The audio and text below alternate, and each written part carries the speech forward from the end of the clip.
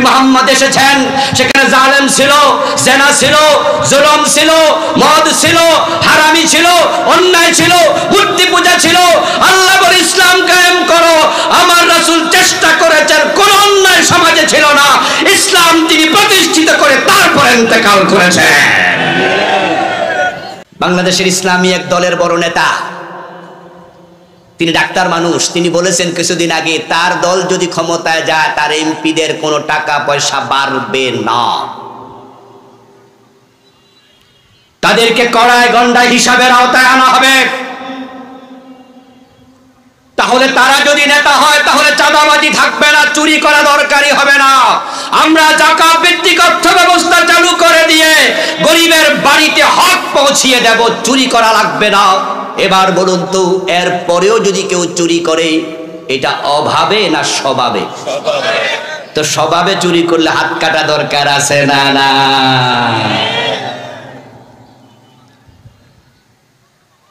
আমার বন্ধু, যাকাত ভিত্তিক অর্থ ব্যবস্থা যদি চালু হয়ে যায়, বাংলাদেশকে দারিদ্র মুক্ত করতে 2 যুগ লাগবে না।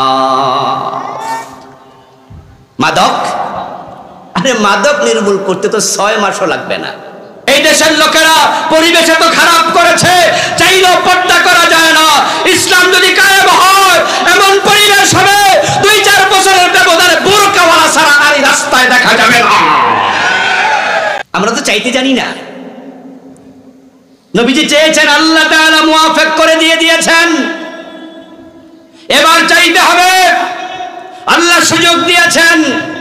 আগস্ট বিপ্লবের কারণে, জুলাই বিপ্লবের কারণে আল্লাহ ইসলামকে রাষ্ট্র ক্ষমতার কাছাকাছি অলরেডি নিয়ে এসেছেন। ডাকসু প্রমাণ করে এই দেশের মানুষের অন্তরে আল্লাহ পরিবর্তন দিয়েছেন। আমরা মাথা তুলে দাঁড়াতে যদি পারি, আগামীর সংসদ হতে পারে কোরআনের সংসদ হয়ে যাবে।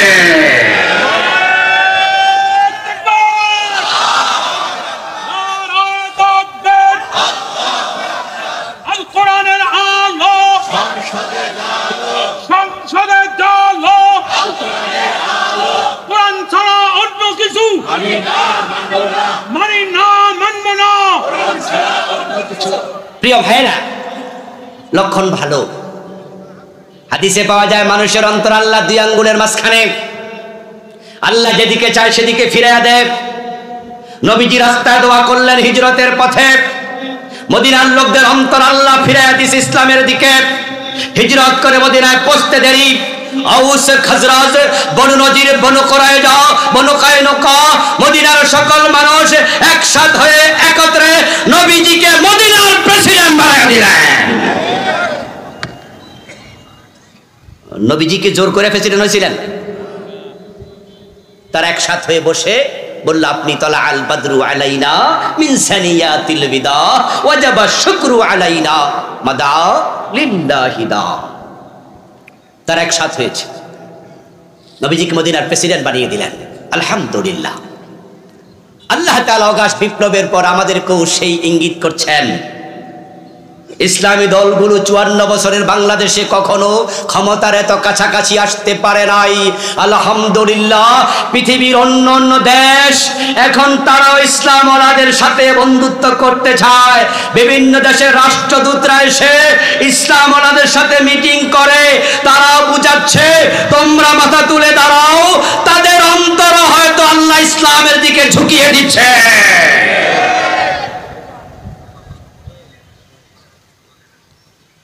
আফগানিস্তান আমেরিকাকে হারিয়ে যারা যখন বিজয় হলো, এর আগে তালেবান শব্দ শুনলেই কিন্তু আমরা ডরাইতাম যে কথা কোন যাইব না, এটা সন্ত্রাসী। কিন্তু যখন আফগানিস্তান ইসলাম বিজয়ী হয়ে গেল, আমেরিকান সরকারও তালেবানের সাথে বন্ধুত্ব করতে বাধ্য হলো, কূটনৈতিক সম্পর্ক ঘোষণা দিয়ে পুনঃস্থাপন করল।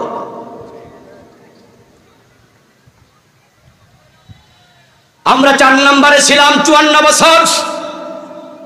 1 নাম্বার 2 নাম্বারে বড় বড় 2টা দল, হয়তো কখনো 1 নম্বরে ওরা, 2 নম্বরে ওরা, অথবা 2 নম্বরে ওরা, 1 নম্বরে ওরা। 3 নম্বরে ছিল রংপুরের দল, চাচার পার্টি। আর আমরা ইসলাম ওলারা হলো 4 নাম্বার। কিন্তু জুলাইয়ের বিপ্লবের কারণে ফ্যাসিস্ট সরকার আন্ডা বাচ্চা সহ পালিয়ে যেতে বাধ্য হয়েছে। এখন তাদের নাম নেয়ার সাহস বাংলাদেশে কারো নাই। রংপুরের দল তাদের সাথে একসাথে চুপসে গেছে। আমাদেরকে আল্লাহ 4 নাম্বার থেকে 2 নম্বরে নিয়ে এসেছে। মাথা তুলে দাঁড়াতে পারলে ইসলাম ওলারা ঐক্যবদ্ধ একসাথ হয়ে গেলে এবার ইসলাম ক্ষমতায় চলে যাবে।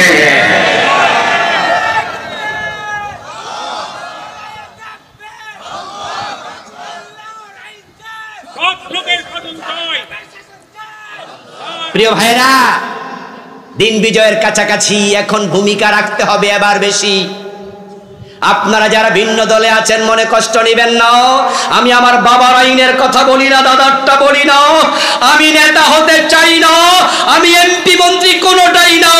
আমার বক্তব্য একটাই, কোরআন আছে যেখানে আমি আছি সেখানে।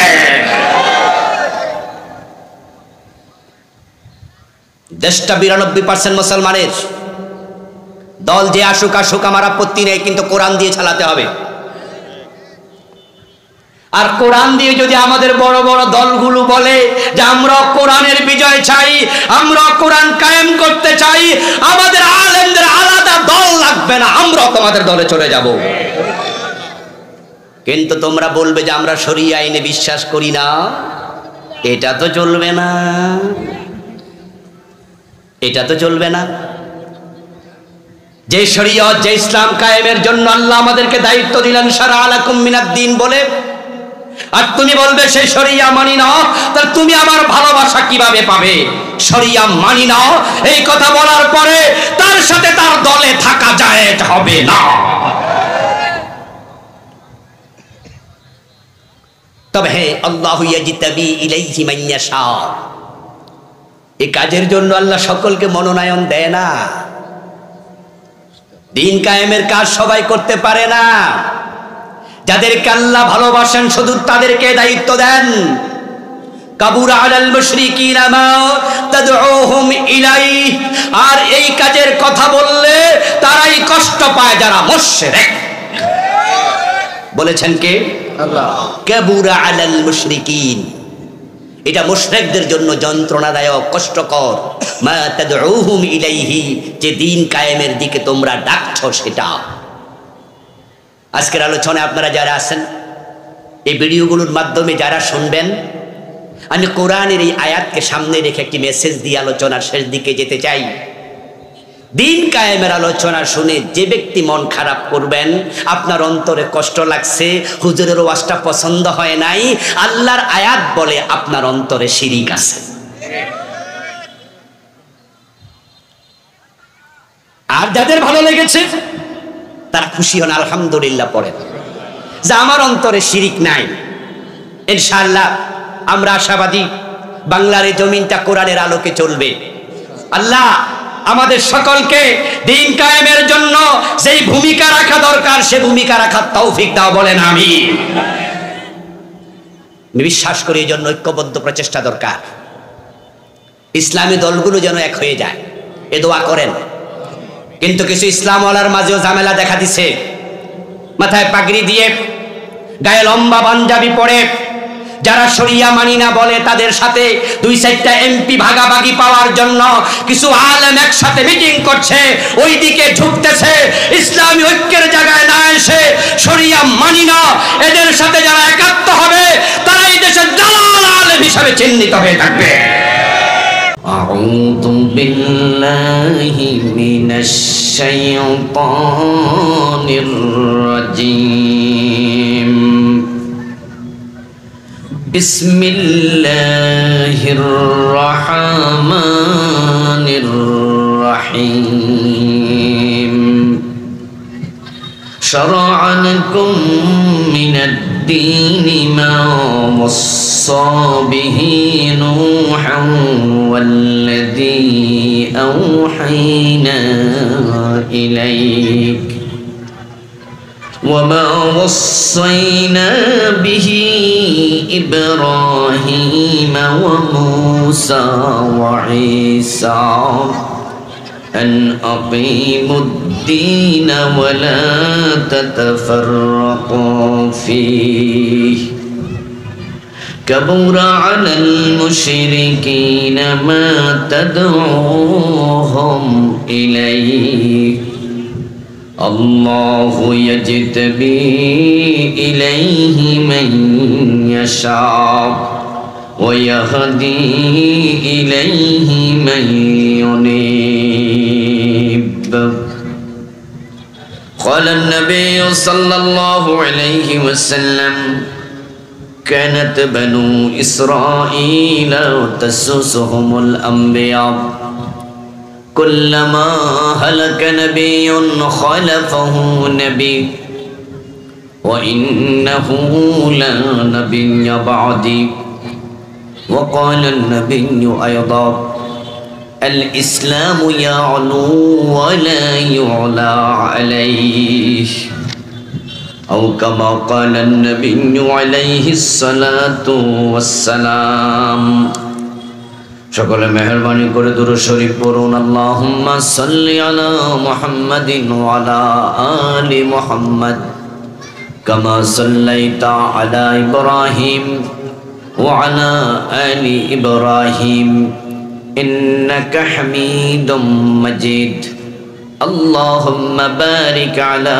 محمد وعلى آل محمد كما باركت على إبراهيم وعلى آل إبراهيم إنك حميد مجيد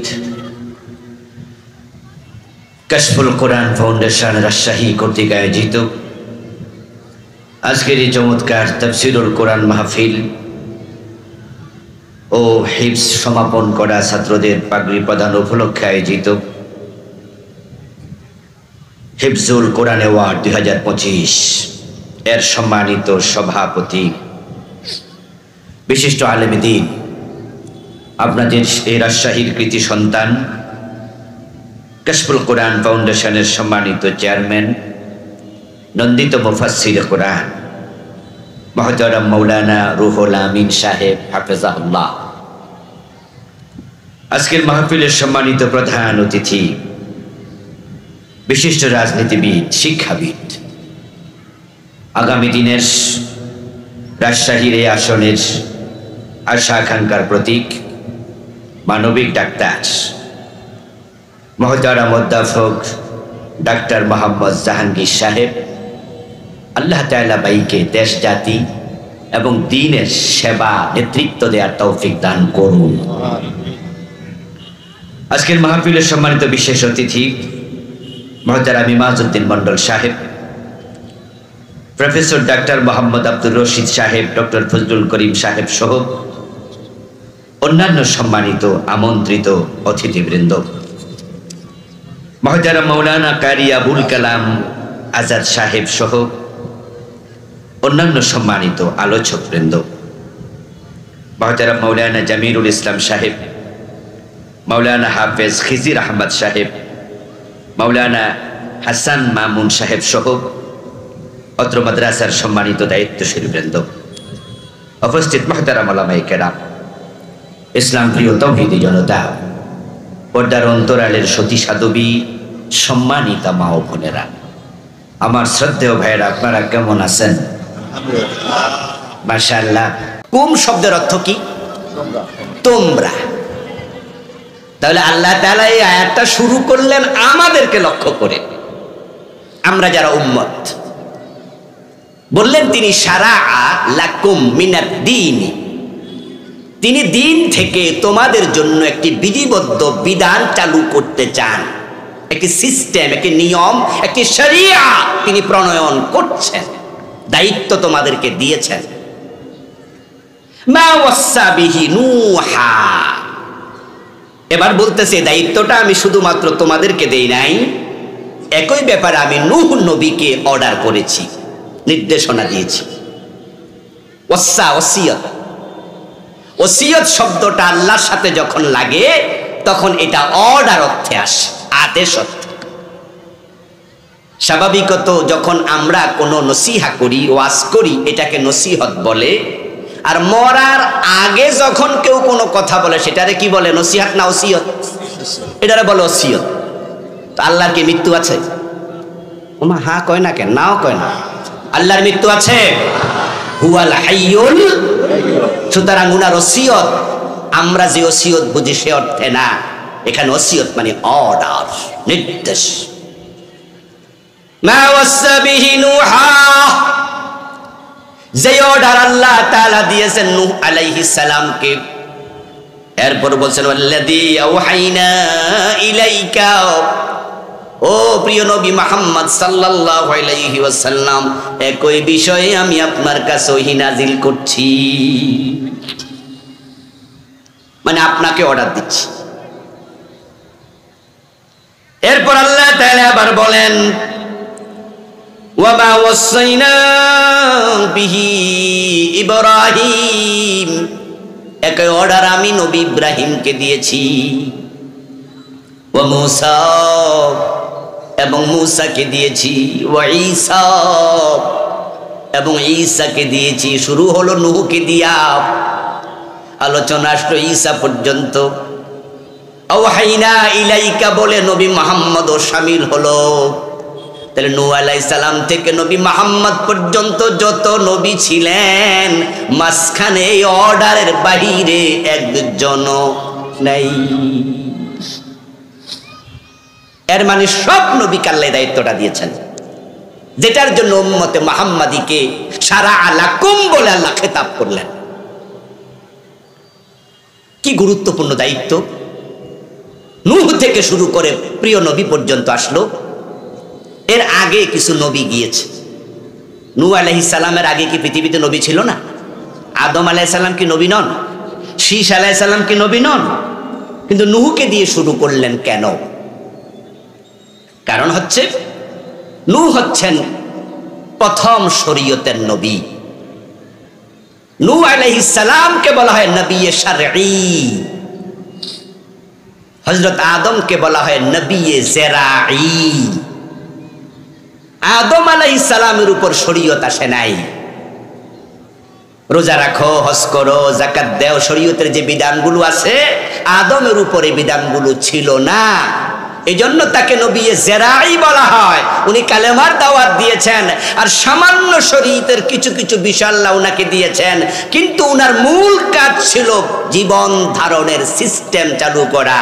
কিভাবে ধান, পাট, গম, আলু, তেঁতুল, ভুট্টা এগুলো জন্ম দিতে হয়, কিভাবে মুরগি জবে করে খেতে হয়, কিভাবে গরু রান্না করা লাগে, জীবন ধারণের প্রক্রিয়া শিখিয়েছেন নবী আদম। জেরাউন মানে শস্য দানা, জেরাঈ মানে হচ্ছে শস্য দানার সাথে সম্পৃক্ত নবী। শীস আলাইহিস সালামও তার কাছাকাছি ছিলেন, কিন্তু নূহ হচ্ছেন পৃথিবীতে শরীয়তের প্রথম নবী। আর শরীয়তের শেষ নবীর নাম মুহাম্মাদুর রাসূলুল্লাহ। পড়ুন সাল্লাল্লাহু আলাইহি ওয়াসাল্লাম। উনার পরে আর কোন নবী নাই। এর মাঝখানে যত নবী এসেছেন একজন হওয়ার বাদ নাই। কোরআন হলো একটি মুলাক্কাস কিতাব, এটা অতি সংক্ষিপ্ত কিতাব, যার কারণে নবীদের নাম এখানে কম। কোরআনে নাম ধরে ধরে আলোচনা হয়েছে এমন নবী মাত্র 25 জন। কয়জন? মাত্র 25। অথচ নবীর সংখ্যা 25 জন না আরো বেশি, 2500, ঠিক না? 25,000। হাদিসে আসছে 1,24,000। তবে হাদিসটি আকীদার ক্ষেত্রে গায়রে মাকবুল, কারণ এটা খবরে ওয়াহিদ, আর ঈমানের ক্ষেত্রে খবরে ওয়াহিদের কোনো গ্রহণযোগ্যতা থাকে না। আলিয়া এবং কওমি দুই মাদ্রাসার সিলেবাসে একটা কিতাব আছে নাম আকাইদুন নাসাফি। ওই বইতে রিসালাতের একটি অংশ আছে, সেই অংশেই হাদিসটা লেখক এনেছেন, মুসান্নিফ এনেছেন, এনে তিনি বলেছেন এই হাদিসটা আকীদার ক্ষেত্রে গ্রহণযোগ্য না। তাই নবী রাসূলের সংখ্যা কত? উত্তর হলো অগণিত। যত নবী এসেছেন মাত্র 25 জনের নাম কোরআনে আসলো, বাকিদের নাম নাই। এখন আল্লাহ নূহ আলাইহিস সালামকে দিয়া শুরু করে নবী মুহাম্মদকে দিয়া শেষ করে বুঝাইলেন, মাঝখানে যত রাসূল যত নবী সকলকে আমি একই অর্ডারে দিয়েছি। ওই অর্ডারটা কি? অর্ডারটা হলো আনাকিমুদ্দিন, আল্লাহর জমিনে তোমরা আল্লাহর দিন কায়েম করো। উম্মতে মুহাম্মাদি, এটা তোমাদের দায়িত্ব, তোমরা আমার জমিনে আমার দিন কায়েম করবা। যারা বুদ্ধিমান সচেতন আছেন, বুঝ আছে, তারা একটু জবাব দিয়েন। বাচ্চারা তো বুঝবে না, তারা চুপ থাকুক, আপনারা একটু কথা বলেন। 54 বছরের বাংলাদেশে আল্লাহর দিন কি কায়েম হয়েছে? একদিনের জন্য ছিল তো আল্লাহ না দায়িত্ব দিছে, তাহলে ওই দায়িত্ব পালনে আমরা কি সফল হয়েছি না ব্যর্থ? ব্যর্থ হয়ে যদি আল্লাহর কাছে যান, জবাব দিতে হবে না? জবাব দিতে হবে। আমাদের কথাকে আপনাদের কাছে মনে হয় রাজনীতি। ওই যে সংসদে কোরআন নেওয়া লাগবে, এই সংসদ শব্দ আইলে তো মনে করে কি এই তো হুজুর রাজনীতি করে লাইতাছে। যদি আমি বলতাম যে কোরআন পড়েন, কোরআনের তাফসীর পড়েন, কোরআন বুঝেন, নামাজ কালাম পড়েন, হজ যাকাত দেন, আল্লাহর একটা বান্দা কইতো না যে হুজুর রাজনীতি করছে। হুজুরের ওয়াজটা আজকে খাঁটি হয়েছে। কিন্তু যেই মাত্র সংসদে কোরআন নিতে হবে এটা বলছি, তখনই কিছু মানুষ ভাবছেন এটা রাজনীতি হয়ে গেছে। প্রিয় ভাইয়েরা শুনুন না, মিশরের বিখ্যাত আলেম সৈয়দ কুতুব শহীদ রাহিমাহুল্লাহ তাফসীর জিলালিল কোরআন লিখেছেন। ওই তাফসীরে তিনি কোরআনকে রাষ্ট্রীয়ভাবে কায়েমের কথা বলাতে জামাল নাসির উনাকে ফাঁসি দিয়েছে। বিদগ্ধ পণ্ডিত সৈয়দ হাসান আল বান্না রাহিমাহুল্লাহ বাংলাদেশে কোরআনের কথা সংসদ ভবনের দিকে বললে রাজনীতি হয় না, এটা তামাম দুনিয়ার সবাই বোঝে। তাই তিনি একটি কথা বলেছিলেন,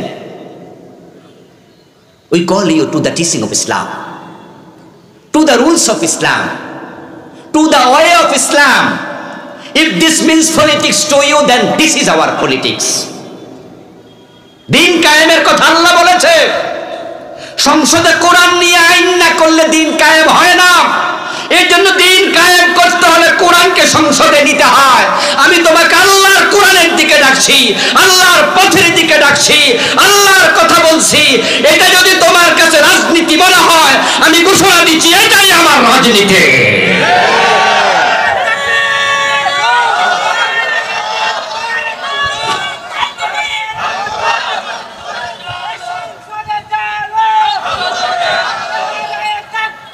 আমার প্রিয় ভাইরা, 54 বছরের বাংলাদেশ ইসলাম একদিনের জন্য কায়েম হয় নাই। এ না হওয়াতে আমরা ব্যর্থ মুসলিম হিসাবে, আর ব্যর্থতার দায় হাসরের ময়দানে আল্লাহর সামনে জবাব দিতে হবে। আখিরাতে আল্লাহর আদালতের আসামি হওয়া থেকে বাঁচতে চাইলে কোরআন জমিনে কায়েমের জন্য চেষ্টা করা দরকার আছে না নাই? আমরা নামাজ পড়ি কেন? যেন আমরা জান্নাত পাই, যেন আল্লাহর সামনে বেনামাজির তকমা আল্লাহর সামনে আদালতে আসামি হওয়া না লাগে। আমরা রোজা রাখি কেন? আখিরাতে মুক্তির জন্য, আল্লাহর আদালতের আসামি না হওয়ার জন্য। আমরা হজ করি কেন? একই নিয়তে। ঠিক আমরা যারা কোরআনের রাজনীতি করি, আমাদের রাজনীতির লক্ষ্য একটা, আখিরাতে মুক্তি। যদিও আপনাদের আর আমাদের রাজনীতি একরকম। আপনারাও সামনের ভোটে দাঁড়াবেন, আমরাও সামনের ভোটে দাঁড়াবো। আপনারাও সিল মারবেন, আমরাও ব্যালটে সিল মারবো। আপনারাও মিছিল করবেন, আমরাও মিছিল করব। দেখতে মনে হয় একই রাজনীতি, কিন্তু আপনারটা আমারটার মাঝে আকাশ জমিন ব্যবধান। আপনি রাজনীতি করেন পেটের জন্য, আমি রাজনীতি করি আল্লাহর দ্বীন কায়েমের জন্য।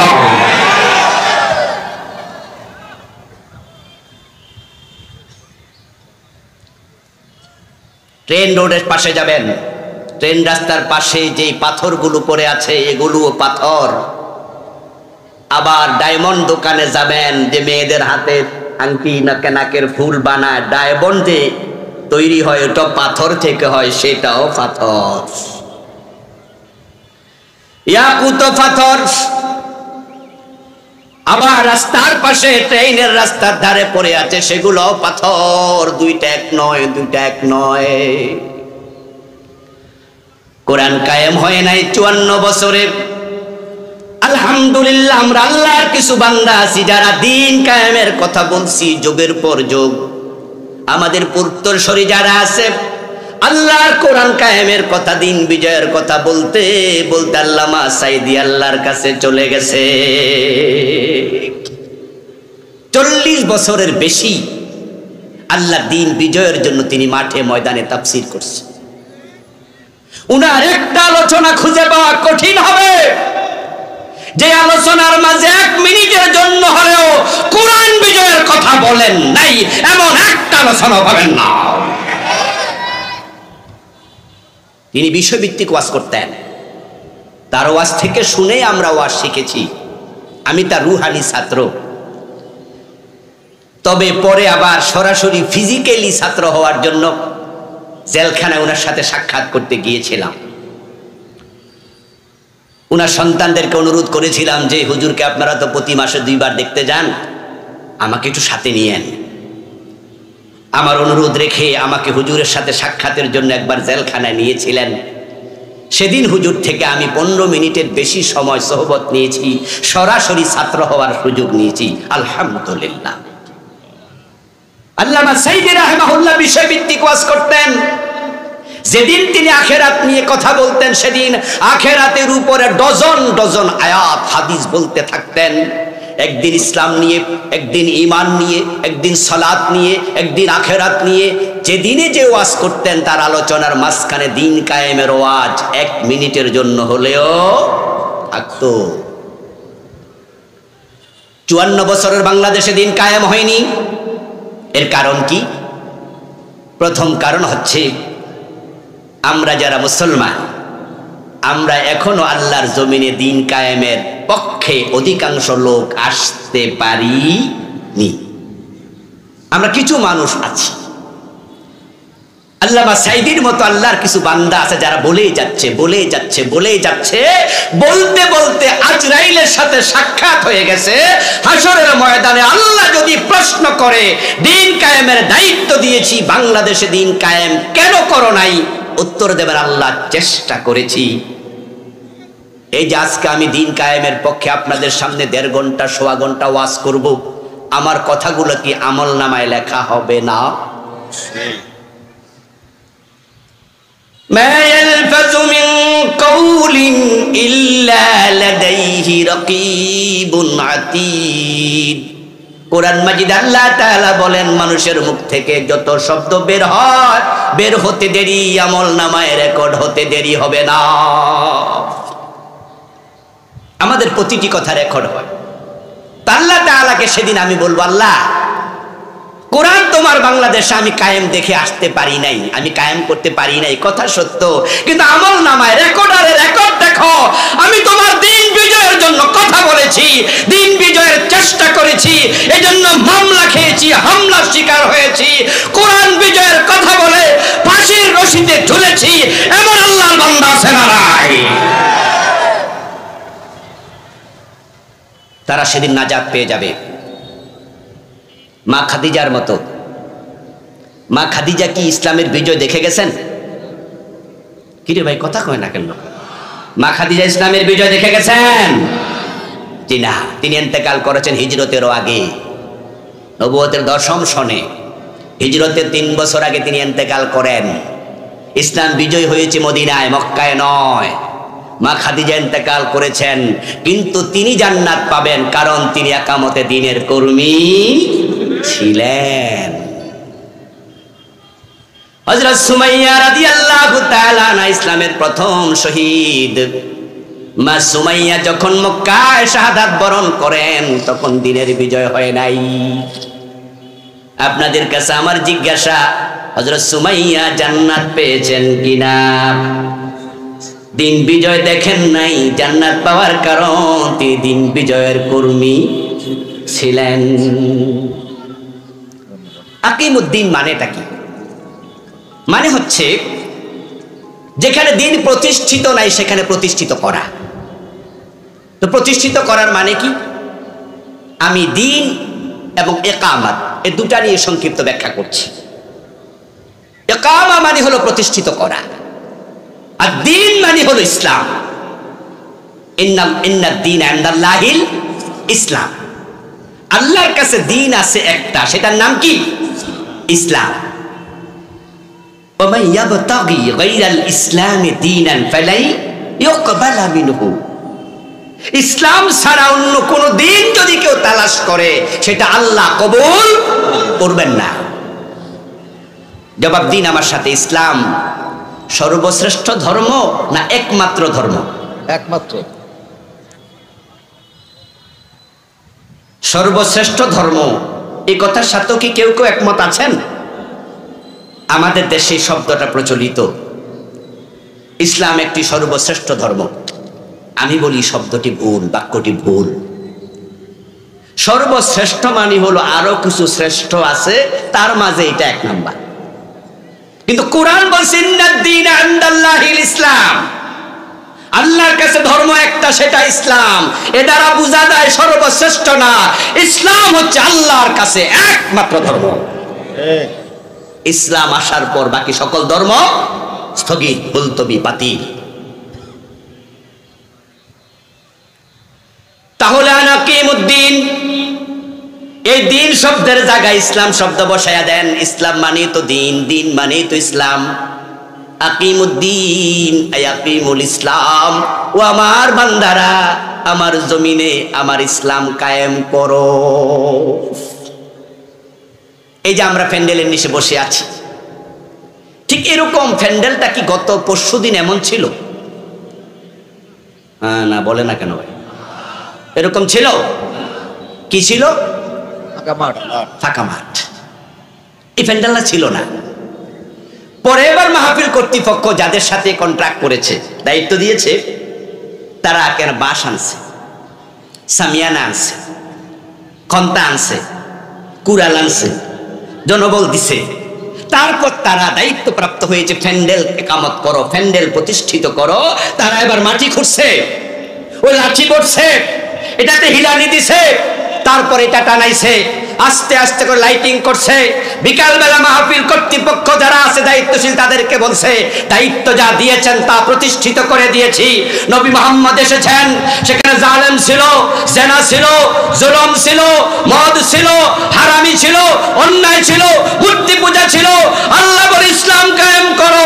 আমার রাসূল চেষ্টা করেছেন, কোন অন্যায় সমাজে ছিল না। ইসলাম তিনি প্রতিষ্ঠিত করে তারপর ইন্তেকাল করেছেন।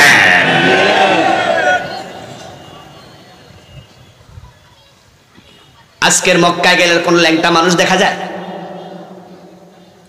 মক্কায় যায় না কি এলাকার লোকেরা? মক্কায় ওমরা হজ করতে গেছেন, কোন ল্যাংটা মানুষ পাইছেন? অথচ কাবার পাশে ল্যাংটা তাওয়াফ করত নবীজির জামানায় এমন মানুষও ছিল। দিন ইসলাম ছিল না, তাই ল্যাংটা মানুষ আল্লাহর ঘর তাওয়াফ করত।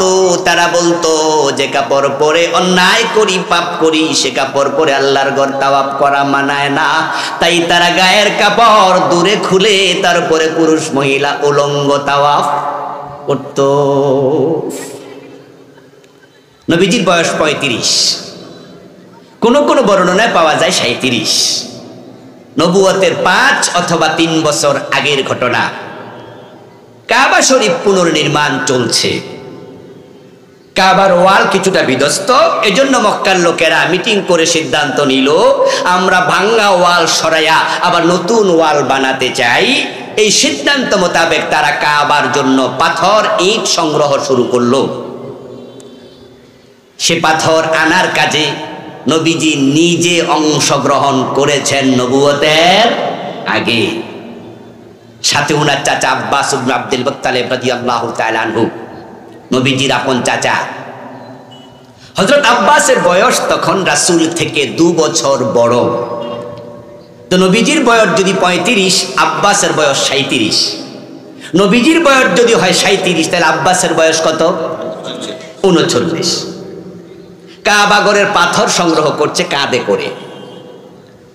আব্বাস রাদিয়াল্লাহু তাআলা আনহু ভাতিজা মুহাম্মদ ইবনে আব্দুল্লাহর দিকে তাকায়া দেখেন ভাতিজা সুন্দর মানুষ, কাদের মাঝে পাথর নেয়ার কারণে কাঁধ লাল হয়ে গেছে। এবার আব্বাস বলতেছে, ভাতিজা আমি যেমন লুঙ্গি খুলে আমার লুঙ্গি কাঁধে নিছি, তার উপরে পাথর রাখছি, তুমিও লুঙ্গিটা খোলো। সহিহ বুখারীর হাদিস, সহিহ মুসলিমের হাদিস। চাচা ভাতিজার পরামর্শ দিচ্ছে, তুমিও আমার মতো লুঙ্গিটা খুইলা কাঁধে নাও, কাঁধে নিয়ে তারপরে পাথর রাখো, তাহলে কাঁধ লাল হবে না, ব্যথা থাকবে না। নবীজি লুঙ্গি খুললেন, হাদিসে পাওয়া যায় সাথে সাথে তিনি বেহুশ হয়ে গেলেন। কোন কোন আলেম বলেছেন তিনি লুঙ্গি খুলতে চেয়েছেন, তবে হাদিসে আছে তিনি লুঙ্গি খুললেন। কিন্তু আল্লাহ তাআলা এটা পছন্দ করেন নাই, তাই সাথে সাথে উনি বেহুশ হয়ে গেলেন। কিছুক্ষণ পর হুশ আসলো, তিনি বললেন যে ইজারি ইজারি, আমার লুঙ্গি কই, আমার লুঙ্গি কই। লুঙ্গি ঠিক করে নিলেন। তাহলে আব্বাসের বয়স 35 যোগ 2 অথবা 37 যোগ 2। উনি বাচ্চা মানুষ ছিল, কথা কয় না, বাচ্চা মানুষ ছিল, কিন্তু লুঙ্গি কই ছিল? আব্বাস ভাতিজারে কইতেছে তুমিও লুঙ্গি খোলো। এর মানে দাঁড়ালো জাহিলিয়াতের যুগেরা, জাহিলিয়াতের যুগের লোকেরা 40-50 বছর বয়সেও লুঙ্গি খুলতে কোনো লজ্জা শরম ছিল না। এই মানুষগুলো যে এত নিচু ছিল ইসলাম কায়েমের আগে আপনি ভাবতে পারবেন না। জেনা ব্যভিচার যাদের কাছে টিস্যু ব্যবহারের মতো ছিল, নারীর ব্যবহার। এই যে আপনাদের সবার সামনে আমি টিস্যু দিয়া মুখ মুছে আবার ফেলে দিলাম, এতে কোনো লজ্জা শরম হয়েছে আমার? আপনারা মাইন্ড করছেন যে হুজুর টিস্যু দিয়া মুখ মুছে? না, এটা ব্যাপার না। জাহেলিয়াতের যুগে রাস্তায় দাঁড়াইয়া একসাথে নারী পুরুষ বসে শুয়ে জেনা করতো, এটা কোনো ব্যাপার ছিল না। ইভেন তারা জেনা করত আল্লাহর ঘর কাবার ভিতরে ঢুকে। অবাক হবেন, অবাক। আল্লাহর ঘর কাবার ভিতরে ঢুকে তারা নারী পুরুষ মিলে জেনা করত। রাতের বেলায় কাবা ঘর খালি থাকতো, খালি যেহেতু আছে তাই চলো সেখানে কামটা সারি। নাউজুবিল্লাহ পড়ে। রাজশাহী অঞ্চলে কি জেনা নাই? কিন্তু মসজিদের ভিতরে কেউ করে? রাজশাহী অঞ্চলে কি মাদক সেবী 2-4 জন নাই? মসজিদে গিয়ে মদ খা। আমরা খারাপ, তবে এত খারাপ না। একদিন রাতের বেলায় 2 জন নারী পুরুষ তারা কাবার ভিতরে ঢুকে জেনায় লিপ্ত হয়ে গেল। নাউজুবিল্লাহ। তাদের উপরে আল্লাহ তাআলা নাখোশ হলেন, চরম নাখোশ। তাদের 2 জনকে আল্লাহ তাআলা ওই মিলিত অবস্থায় মৃত্যু দিলেন এবং 2 জনকে আল্লাহ তাআলা পাথরে রূপান্তরিত করলেন। ওই নারী পুরুষ তাদের নাম, একজনের নাম ছিল ইয়াসাফ, আরেকজনের নাম ছিল নাএলা। ইয়াসাফ হলো পুরুষ, নাএলা হলো নারী। লোকজন সকালবেলায় গিয়ে দেখে কাবার ভিতরে জেনারত অবস্থায় একটা পুরুষ একটা নারী এভাবে মিলিত হয়ে আছে, কিন্তু গায়ে হাত দিয়া দেখে এ তো পাথর, মানুষ তো না। ওই 2 জনকে তারা চিনে, কারণ তারা তো সেখানকার লোক। ওই জাহেলগুলো কতটা নীচ। তখন তারা বলল, যেহেতু এই অবস্থায় তারা পাথর হয়ে মূর্তিতে পরিণত হয়েছে, নিশ্চয়ই এর মাঝে কোনো বরকত হাকিকত আছে। তার মূর্তি পূজক ছিল। এখন 2 জন কি হয়েছে? মানুষ অবস্থা আছে না মূর্তি? ভাইয়েরা কথা বলে না কেন? মানুষ না মূর্তি? এই মূর্তি অবস্থায় পাইয়া তারা বলে, মূর্তি যেহেতু হয়েছে নিশ্চয়ের মাঝে কোনো বরকত আছে। তো 2 জনের টাইম না খুলছে, ছুটাইছে। ছুটাইয়া ইয়াসাব নামক ওই জাহেলকে তারা সাপা পাহাড়ে নিয়া তার পা 2টা মাটির মাঝে খুঁড়ে দাঁড় করাইয়া তারা সেখানে রাখছে। নাএলা মহিলাটাকে নিয়ে গেছে মারোয়া পাহাড়ে, সেখানে গিয়া দাঁড় করাইয়া রাখছে। হজের মৌসুমে তারা বলতো বরকত নেয়ার জন্য ইয়াসাফনা এলা সাফা মারওয়া তোমরা প্রদক্ষিণ করো। হজের সময় তারা ওই দুই মূর্তিকে ছাই করত। নাউজুবিল্লাহ। ইসলাম আসলো, এখন কাবার চত্বরে আমরা কোন ল্যাংটা পুরুষ আর দেখি না। এখন কাবার অঞ্চলে জেনাবে বিচার নাই, চুরি করতে এখন আর চুরি নাই। নবীজি আসছেন, ডাকাতি নাই, রাহাজানি নাই, চিন্তাই নাই। বাংলাদেশের সুদ আছে, ঘুষ আছে, জেনা আছে, মদ আছে, চুরি আছে, ডাকাতি আছে, খুন আছে। 5 বছরের জন্য কোরআনকে ক্ষমতায় নিয়ে দেখো, 5 বছর লাগবে না, 6 মাসের ব্যবধানে মাদক বাংলার সীমানায় থাকবে না।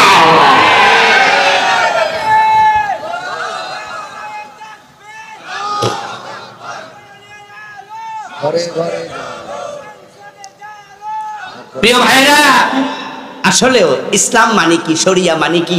আমাদের দেশে কিছু কিছু ভাইয়েরা এখন শরিয়া, জামাত ইসলাম, ইসলামী দল, যারা হেফাজত ইসলাম, যারা আপনার নেজাম ইসলাম, যারা সরমনাই, আমরা যারা ইসলামের কথা বলি, আমাদেরকে লক্ষ্য করে বলে, তাহলে আপনারা কি ক্ষমতায় গেলে শরিয়া কায়েম করবেন? টেলিভিশন চ্যানেলে টকশোতে এমন প্রশ্ন করতে কি আপনারা শুনেছেন? যারা শুনছেন তারা কথা বলেন। এমন প্রশ্নকারী আছে না নাই? প্রশ্নকারী কি হিন্দু না মুসলমান? দেখেন, আমি দেখলাম কয়েকদিন আগে ব্যারিস্টার শিশির মনির, উনি হাইকোর্টের একজন বড় আইনজীবী, একটি টেলিভিশন টকশোতে উনাকে প্রশ্ন করতেছে একজন বোন উপস্থাপিকা, যে আপনারা ক্ষমতায় গেলে কি শরিয়া কায়েম করবেন? মানে প্রশ্নের ধরন দিয়ে বোঝা যায় শরীয়ত মানে এক বিশাল বিপদ। আপনাদের কাছে আমি প্রশ্ন করব, দল টল বাদ দেন, আল্লাহর জন্য কথা বলেন, শরীয়ত কি বিপদ না রহমত? যারা বলেন না তারাও বলেন বিপদ, মনে হলে বিপদ বলেন, আপনার ইচ্ছা, চুপ থাকবেন না, দয়া করে কথা বলেন, শরীয়ত বিপদ না রহমত? কিন্তু প্রশ্নকারী বুঝাচ্ছে শরীয়ত একটা উপায় নাই। আমাদেরকে ভুলভাবে উপস্থাপন করা হয়, বলা হচ্ছে ইসলাম আসলে চোর ধরে হাত কেটে দেবে, সারছে কাম, হাত কেটে দেবে, হাত কেটে দেবে। কি কথা রে বাবা? আচ্ছা ভাই, হাত কি আপনার কাটবে? তা আপনার টেনশন কেন? ওটা নিয়ে আপনি চমকে উঠছেন কেন? হাত তো কাটবে চোরের, আপনি টেনশন করা প্রমাণ করে নিশ্চয় আপনিও চোর, অথবা চোর লালনকারী বা চোরের খারাপ ভাই।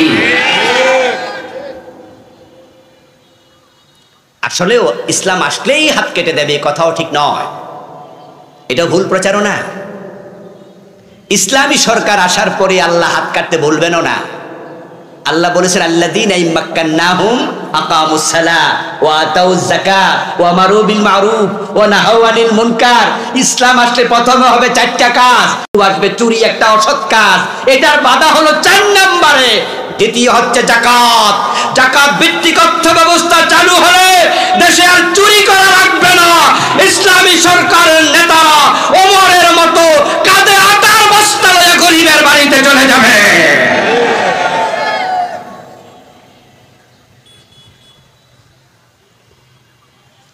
বাংলাদেশের ইসলামী এক দলের বড় নেতা, তিনি ডাক্তার মানুষ, তিনি বলেছেন কিছুদিন আগে তার দল যদি ক্ষমতায় যায় তার এমপিদের কোনো টাকা পয়সা বাড়বে না,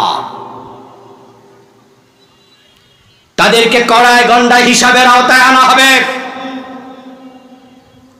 তাহলে তারা যদি নেতা হয় তাহলে চাঁদাবাজি থাকবে না, চুরি করা দরকারই হবে না। আমরা যাকাত ভিত্তিক অর্থ ব্যবস্থা চালু করে দিয়ে গরিবের বাড়িতে হক পৌঁছিয়ে দেব, চুরি করা লাগবে না। এবার বলুন তো, এর পরেও যদি কেউ চুরি করে, এটা অভাবে না স্বভাবে? তো স্বভাবে চুরি করলে হাত কাটা দরকার আছে না? না,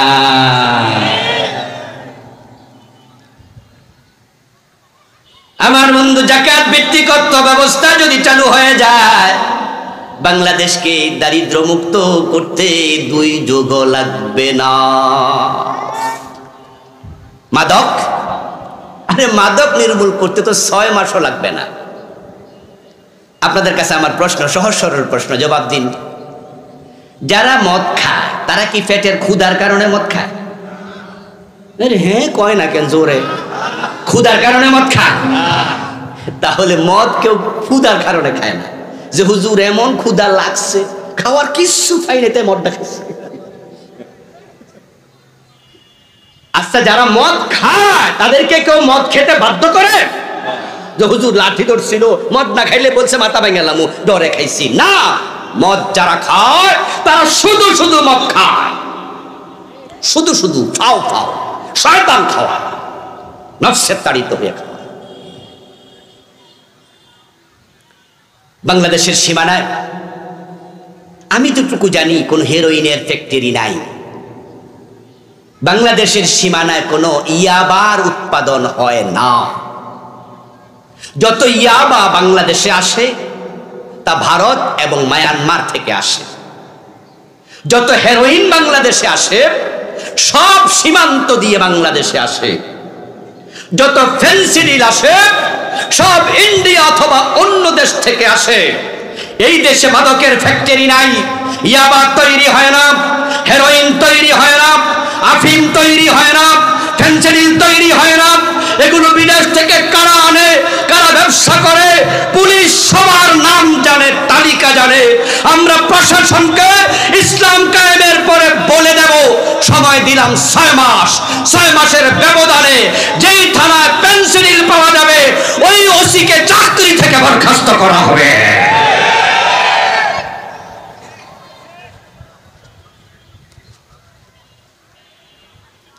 এখন বলবেন যারা খায়, আরে ভাই যদি এগুলো চালান বন্ধ হয়ে যায়, যারা খাইতে চায় তারা আর খাইতেও পারবে না। আমাদের বাংলাদেশে গার্লস কলেজ আছে, গার্লস স্কুল আছে। আপনাদের রাজশাহীতে আছে না মহিলা কলেজ, মহিলা স্কুল? দেখবেন যে মহিলা কলেজ, মহিলা স্কুল ছুটি হলে মাঝে মাঝে কলেজের পাশে কিছু পোলাপান হাতে এমনি ধরে খাড়াই থাকে ইয়াতিমের মতো। মানে হে তাকায়া তাকায়া দেখে এক একটা মেয়ে কত সুন্দরী, দেখতে কত মজা লাগতেছে তার, নাউজুবিল্লাহ। এই লোকটাই কয়দিন পরে সৌদি আরবে চাকরি করতে চলে গেল। সৌদি আরবে চাকরি করতে যাইয়া যখন একামা পাইলো, কার্ড পাইলো চাকরির, এখন তার বৈধতা আছে, সেখানে থাকে। সে আবার ভাবলো, আরে বাংলাদেশে কত গার্লস কলেজের সামনে খাড়াইয়া সুন্দরী সুন্দরী মেয়ে দেখছি, এখন এই কামটা আমি করি। সে যদি পুরা সৌদি আরবে ঘুরে 1000 টাকা খরচ করে দৌড়াতে পারবে, কিন্তু এই জাতীয় বেপরদা মেয়ে আর পাবে না। তাহলে কিছু কিছু পরিবেশ আছে যে পরিবেশের কারণে গুনাহ করতে চাইলেও গুনাহ করা যায় না।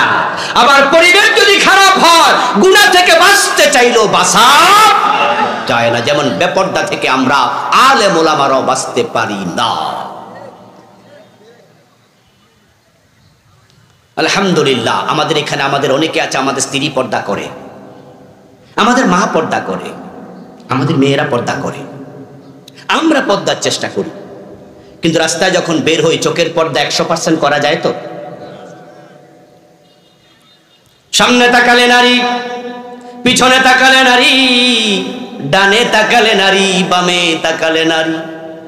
মাওলানা হাবিবুর রহমান যুক্তিবাদী সাহেব বলছিলেন, ভাবলাম যে চারিদিকে তাকাইলে যেহেতু নারী, একটু উপরের দিকে তাকাই, দেখি ছাদের মাঝে আর একজন খাড়াইয়া রয়েছে।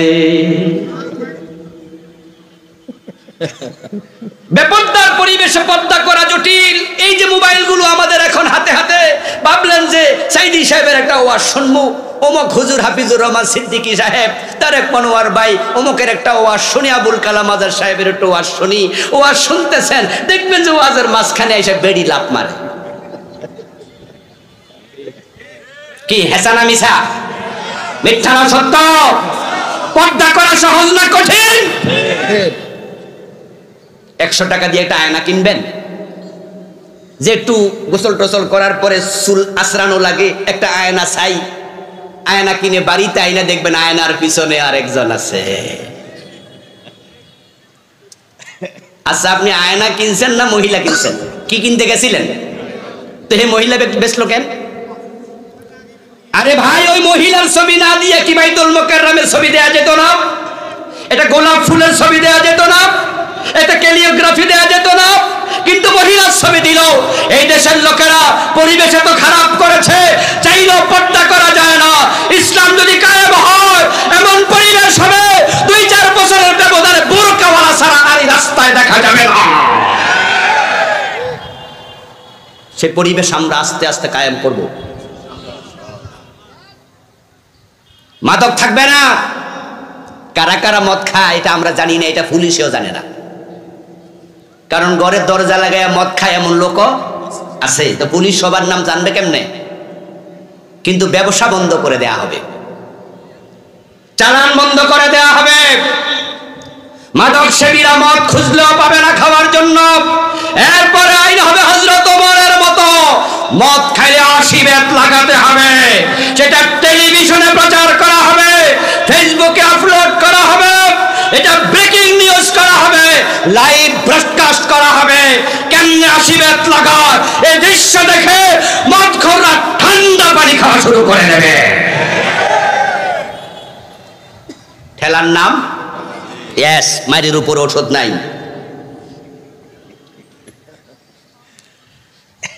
এই জন্য ইসলামের বিধানগুলো খুব সুন্দর এবং সাইকোলজিক্যাল, খুবই সাইন্টিফিক। আপনি ইসলামে দেখবেন যে জেল দেও এরকম বিধান খুব একটা নাই।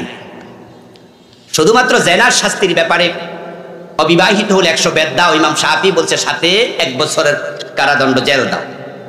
ইমাম আবু হানিফা বলছে জেল তেল নাই, 100 বেত দাও। চুরি করেছে হাত কেটে দাও, ডাকাতি করেছে ছুলে দাও, মদ পান করেছে 80 বেত লাগাও। কারণটা কি? কারণটা কি? জেল নাই কেন? সুবহানাল্লাহ। আমি একটি কামেল মাদ্রাসায় পড়াই, তাফসিরে জালালাইন পড়াচ্ছি 2001 থেকে। তো এখন 2000 কত? 25 বা 24 বছর। আলহামদুলিল্লাহ। 2003 থেকে কামেল মাদ্রাসার মুহাদ্দিস করি। এর আগে একটি ফাজিল মাদ্রাসার লেকচারার ছিলাম, ওখান থেকে তাফসিরে জালালাইন পড়াই, সূরা নূর পড়াই, বিভিন্ন সূরার সাথে সূরা আছে। আমি আমার স্টুডেন্টদেরকে বলি, দেখো ইসলাম কত সাইন্টিফিক।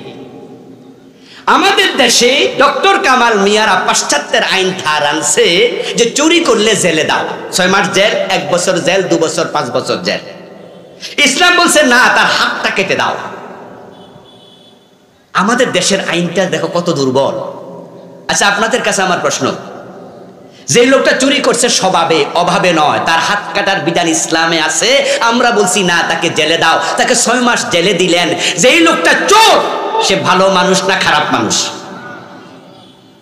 খারাপ মানুষ। তাকে দিলেন জেলে।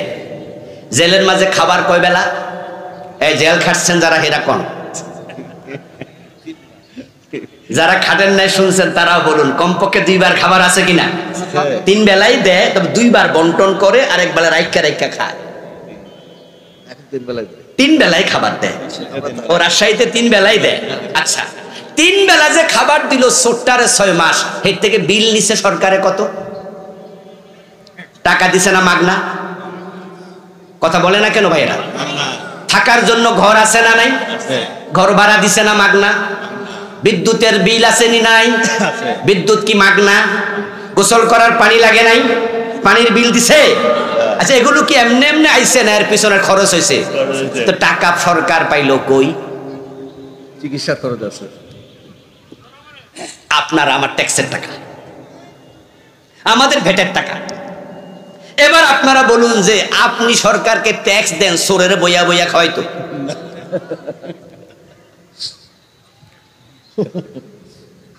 যে বেটা মদ খায়, বেটা ভালো মানুষটা খারাপ মানুষ?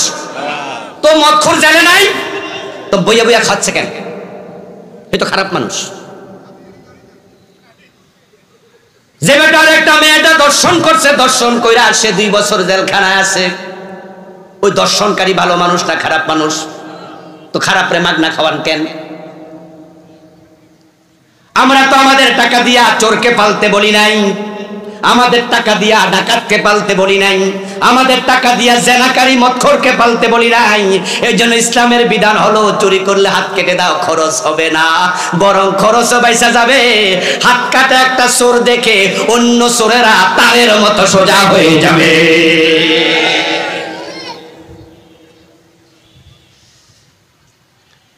ফখরুদ্দিন মঈনুদ্দিন সরকার তারা অনেক চোর ধরছিল, ছোট চোর বড় চোর সবই ধরছিল। যদিও সেখানে কিছু বাড়াবাড়িও ছিল, কিন্তু তারা চোর যে ধরছে তাতে আমাদের কোনো সন্দেহ নাই। অনেক চোর ধরছিল, ধরে ধরে জেলে দিচ্ছে, ওরা ছাড়া পেয়ে গেছে।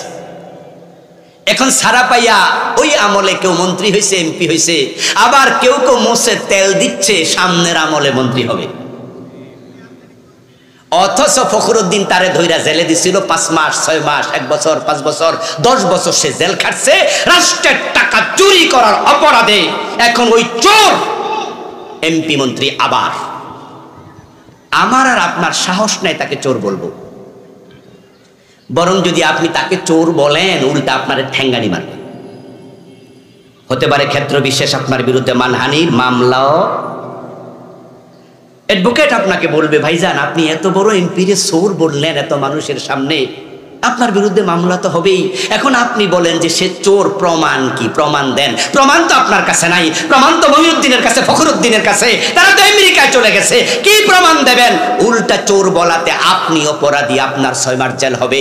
কিন্তু যদি জেল না দিয়ে হাত কেটে দিত তাহলে প্রমাণ আমাদের দেয়া লাগতো না, চিরদিন প্রমাণ নিজে বহন করা লাগতো। 5টা এমপি, 4-5টা মন্ত্রী, 10-5টা সচিব, আমলা, চোরগুলোর হাত যদি কেটে দিত আগামী 50 বছর কোনো আমলা কোনো নেতা ডরে চুরি করতো না। দিন কায়েম তখনই হবে যখন আল্লাহর কোরআনটাকে আমরা সংবিধান বানাবো। নবীজি মুহাম্মদ সাল্লাল্লাহু আলাইহি ওয়াসাল্লাম মক্কায় 13 বছর ছিলেন, কিন্তু মক্কায় দিন তিনি কায়েম করতে পারেন নাই। কারণ মক্কার সংসদ ভবন দারুন নাদওয়াতে আবু জেহেলরা প্রিয় নবীকে কোরআন নিয়ে ঢুকতে দেয় নাই। তারা আইন করেছিল লা তাসমাউ লিহাযাল কুরআন ওয়ালগাউ ফীহি লাআল্লাকুম তাগলিবুন। মক্কার সংসদে তারা আইন করেছে এ কোরআন শোনা যাবে না। ওয়ালগাউ ফীহি, কোরআন যেখানে শোনানো হবে সেখানে গন্ডগোল লাগাও, 144 জারি করো। আবু জেহেলরা যে আইন করছিল গত 17-15 বছরে আমরা এটাই বাংলাদেশে বাস্তবায়ন করতে দেখেছি। আর এক নতুন আবু জেহেলেরা। কোরআনের মাহফিলে কত চুয়াল্লিশ দ্বারা হয়েছে। একটা মাহফিলের অনুমতির জন্য পায়ের তলা ক্ষয় হয়ে যেত। যেমন আমাদের রুহুল আমিন ভাইয়ের আজকে যে এখানে মাহফিল করছে, এখানে কি মাহফিলের জন্য লিখিত দরখাস্ত ডিসির কাছে, টেউনোর কাছে, ওসির কাছে, নেতার কাছে, খেতার কাছে যাওয়া লাগছে? কিন্তু আগের যুগে ওরে বাবা রে বাবা, বক্তাকে তারপরে আবার বক্তাকে। ইয়েস, জাহাঙ্গীর ভাই ঠিক কথা বলেছে। আপনাদের ছাপাইতে আমার মাহফিল নরমালি আমি দূরে মাহফিল দেই না, আপনাদের এখানেও তো আমি খুব একটা আসি নাই। রাজশাহীতে 2-4টা মাহফিল করি, এবারও রুহুল আমিন ভাই ধরছে বিদায় দিয়েছি। দূরের প্রোগ্রাম আমি করি না। ছাপাইতে মাহফিল কে জানি খুব ধরছিল, দিছি 2017-18 হতে পারে। আমাকে একবার মাহফিল কমিটি ফোন দিয়ে বলতেছে, হুজুর আপনার আইডি কার্ডটা একটু হোয়াটসঅ্যাপে পাঠান। তো আমি তখন বললাম যে আইডি কার্ড হোয়াটসঅ্যাপে কেন? বলল না, ডিসি সাহেবের পক্ষ থেকে বলছে যে কোন হুজুর ওনার আইডি কার্ডটা সব পাঠাও, ঠিকানা ঠিকানা যা আছে। আমি মুখের উপর বলে দিলাম তোমার চাপাইর মাহফিল ক্যান্সেল। ওখানে আমি চাকরির ইন্টারভিউ দিতে যাব না যে আমার ঠিকানা দিয়ে তারপরে মাহফিল করতে হবে। চাপাইতেই গেলাম না। প্রিয় ভাইরা, মাহফিলটা আমি ক্যান্সেল করে দিয়েছিলাম। অমুক বক্তা আসতে পারবে, তমুক বক্তা আসতে পারবে না। এই জমিনটা তোমার বাপ দাদার না, জমিন 20 কোটি মুসলমানের। অন্যায় করেছো, সীমা লঙ্ঘন করেছো, আল্লাহ তোমাদেরকে দেশে থাকতে দেয় নাই, দুপুরের ভাত খেয়ে পালানোর সুযোগ পাও নাই।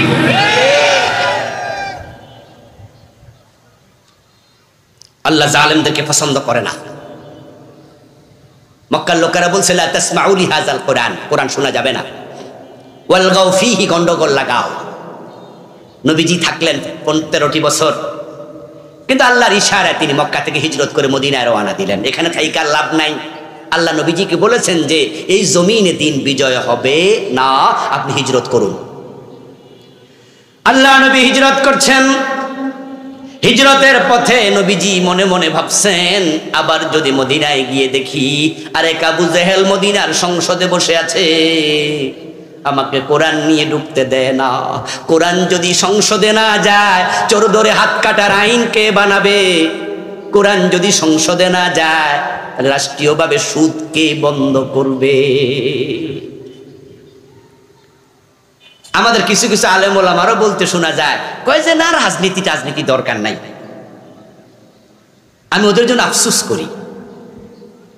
করি, ওদের জন্য দোয়া করি যে এই লোকগুলো জাতিকে বিভ্রান্ত করতেছে। আরে সুদের বিরুদ্ধে ওয়াজ তোমরা কিয়ামত পর্যন্ত করলে সুদ বন্ধ হবে না, আর সরকার যদি চায় একটা অর্ডারে সুদ বন্ধ হয়ে যাবে। এখানে আমরা অনেক মানুষ, আমি ঘোষণা দিলাম আগামী দিন থেকে বাংলাদেশে সুদ চলবে না, আপনারা হ্যাঁ বলুন। আপনারা বললেন হ্যাঁ, সুদ বন্ধ হবে।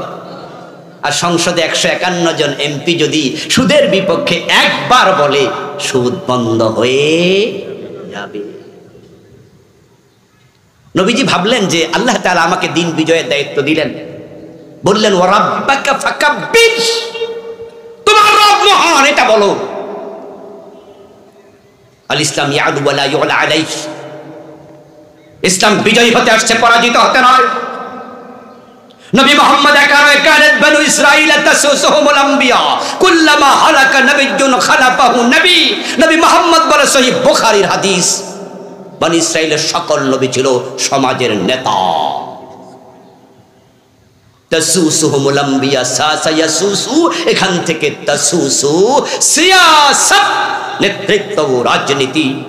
বনি ইসরাঈলের সব নবী ছিল নেতা।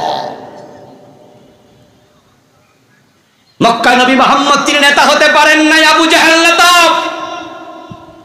অথচ তাকে নেতা বানানো উচিত। হিজরত করছেন, ভাবছেন এখন মদিনায় গিয়ে কি লাভ হবে যদি সেখানে আরেক আবু জাহেল থাকে সংসদে?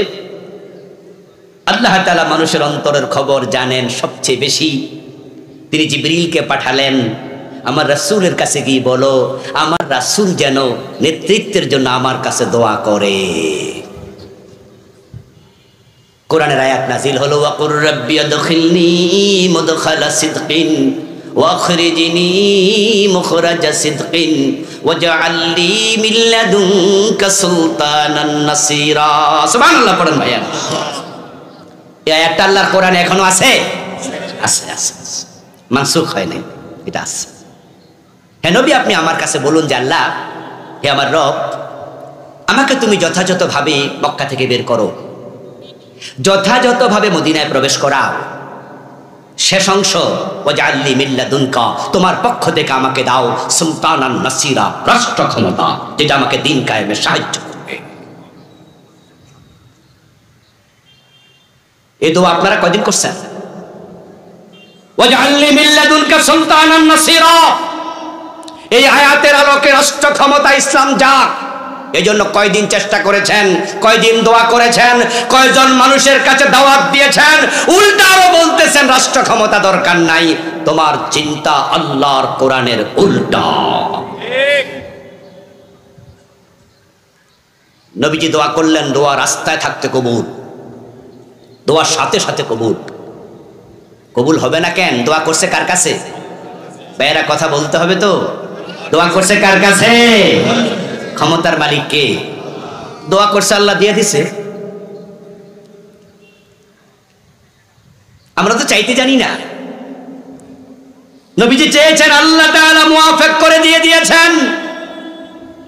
এবার চাইতে হবে। আল্লাহ সুযোগ দিয়েছেন। আগস্ট বিপ্লবের কারণে, জুলাই বিপ্লবের কারণে আল্লাহ ইসলামকে রাষ্ট্র ক্ষমতার কাছাকাছি অলরেডি নিয়ে এসেছেন। ডাকসু প্রমাণ করে এই দেশের মানুষের অন্তরে আল্লাহ পরিবর্তন দিয়েছেন। আমরা মাথা তুলে দাঁড়াতে যদি পারি, আগামীর সংসদ হতে পারে কোরআনের সংসদ হয়ে যাবে।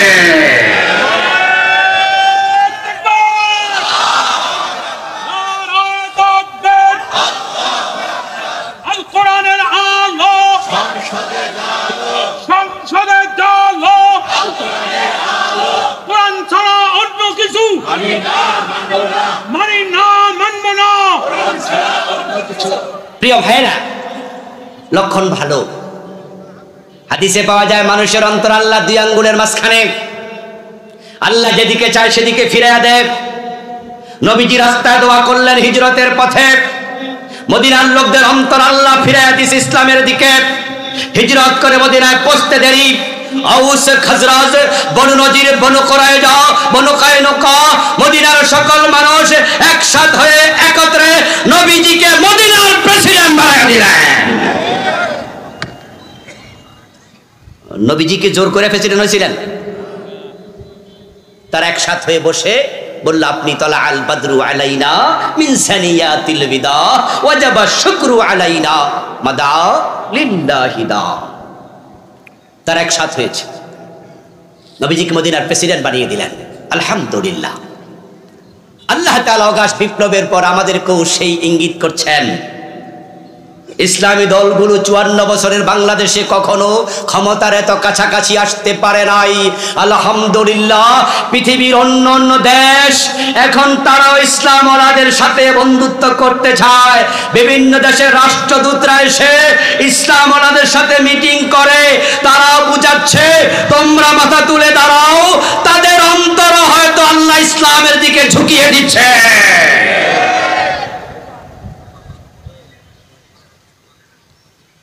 আফগানিস্তান আমেরিকাকে হারিয়ে যারা যখন বিজয় হলো, এর আগে তালেবান শব্দ শুনলেই কিন্তু আমরা ডরাইতাম যে কথা কন যাইব না, এটা সন্ত্রাসী। কিন্তু যখন আফগানিস্তান ইসলাম বিজয়ী হয়ে গেল, আমেরিকান সরকারও তালেবানের সাথে বন্ধুত্ব করতে বাধ্য হলো, কূটনৈতিক সম্পর্ক ঘোষণা দিয়ে পুনঃস্থাপন করল।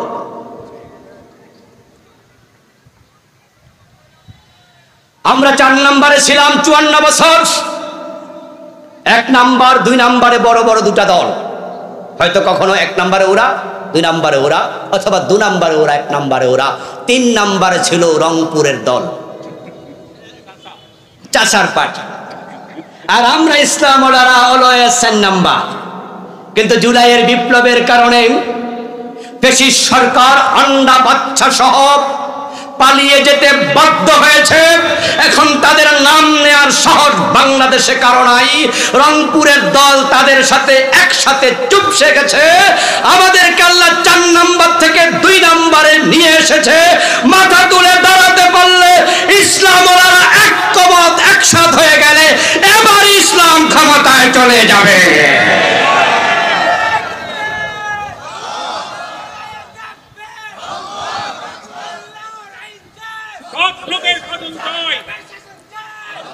প্রিয় ভাইরা, দিন বিজয়ের কাছাকাছি, এখন ভূমিকা রাখতে হবে এবার বেশি। আপনারা যারা ভিন্ন দলে আছেন মনে কষ্ট নেবেন না। আমি আমার বাবার আইনের কথা বলি না, দাদারটা বলি না। আমি নেতা হতে চাই না, আমি এমপি মন্ত্রী কোনোটাই না। আমার বক্তব্য একটাই, কোরআন আছে যেখানে আমি আছি সেখানে। দেশটা 92% মুসলমানের। দল যে আসুক আসুক আমার আপত্তি নেই, কিন্তু কোরআন দিয়ে চালাতে হবে। আর কোরআন দিয়ে যদি আমাদের বড় বড় দলগুলো বলে যে আমরা কোরআনের বিজয় চাই, আমরা কোরআন কায়েম করতে চাই, আমাদের আলেমদের আলাদা দল লাগবে না, আমরা তোমাদের দলে চলে যাব। কিন্তু তোমরা বলবে যে আমরা শরিয়া আইনে বিশ্বাস করি না, এটা তো চলবে না, এটা তো চলবে না।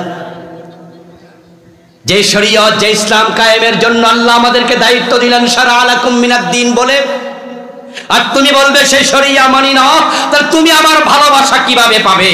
শরিয়া মানি না এই কথা বলার পরে তার সাথে তার দলে থাকা জায়েজ হবে না। তবে হে আল্লাহু ইয়াজতাবি ইলাইহি মান ইয়াশা, এই কাজের জন্য আল্লাহ সকলকে মনোনয়ন দেয় না। দিন কায়েমের কাজ সবাই করতে পারে না।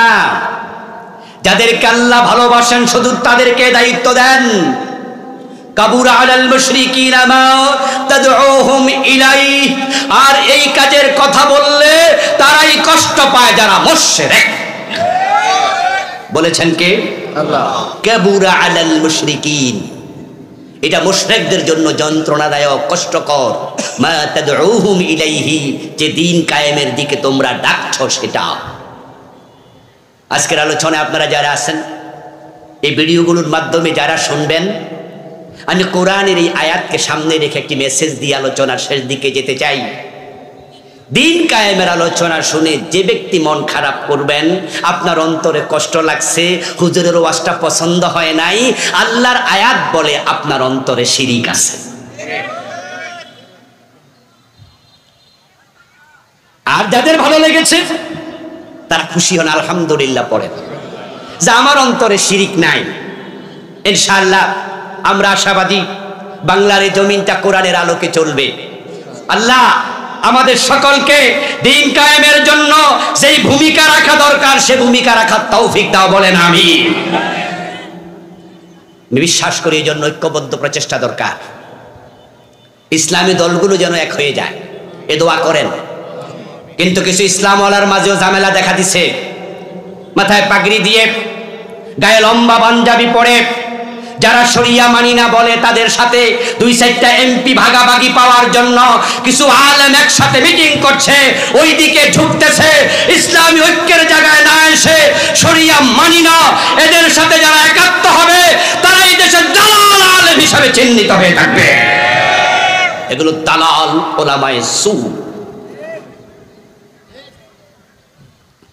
আল্লাহ তাআলা বাংলার জমিনে দিন কায়েমের জন্য আমাদের সকলকে ঐক্যবদ্ধ প্রচেষ্টা করার তৌফিক দিন, বলি আমিন। হাযা মা ইনদি ওয়াল ইলমু ইনদাল্লাহ আলাইহি তাওয়াক্কালতু ওয়া ইলাইহি উনীব। আল্লাহ হাফিজ। মাহফিলের সম্মানিত সভাপতি মহতারাম মাওলানা রুহুল আমিন ভাই, যদি কোনো কথা থাকেন তিনি বলবেন, তারপরে আমরা সংক্ষিপ্ত দোয়া করে যাব ইনশাআল্লাহ। মুহাম্মাদিন ওয়া আলিহি ওয়া আসহাবিহি আজমাইন। ربنا ظلمنا أنفسنا وإن لم تغفر لنا وترحمنا لنكونن من الخاسرين ربنا آتنا في الدنيا حسنة وفي الآخرة حسنة وقنا عذاب النار رب ارحمهما كما ربياني صغيرا أي رب العالمين আজকের এই মাহফিল তুমি কবুল করো। আমাদের জীবনের গুনাহগুলো মাফ করে দাও। আমাদের কারো মা নাই, কারো বাবা নাই, আপনজন প্রিয়জন কবরে, সকলের কবরকে জান্নাতের টুকরা বানায়া দাও। সবার জীবনের সব গুনাহ মাফ করে দাও। ইয়া আল্লাহ, এই মাদ্রাসার আয়োজন আজকের এই মাহফিল কাশফুল কোরআন মাদ্রাসা, এখান থেকে আজকে 28 জন ছাত্রকে ইয়া আল্লাহ কোরআন খতমের অ্যাওয়ার্ড দেওয়া হলো, পাগড়ি দেওয়া হলো। ইয়া আল্লাহ, এই মাদ্রাসার এই ছাত্রগুলোকে বড় বড় দ্বীনের দায়ী বানায়া দাও, বড় বড় আলেম হিসাবে কবুল করে নাও। এই মাদ্রাসাকে হেদায়াতের মার্কাজ হিসাবে কবুল করো। এখান থেকে হাজার হাজার দায়ী, বড় বড় আলেম তামাম দুনিয়া ছড়াইয়া দাও।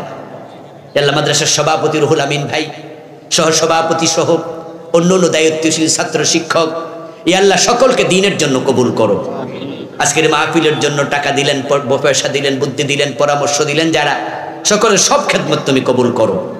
ইয়া আল্লাহ, আমার মা বোনেরা মাহফিল শোনার জন্য এসেছেন দূর দূরান্ত থেকে অনেকে, সকলকে ফাতেমাতুজ জাহরার মতো ঈমান আমলওয়ালা বানায়া দাও।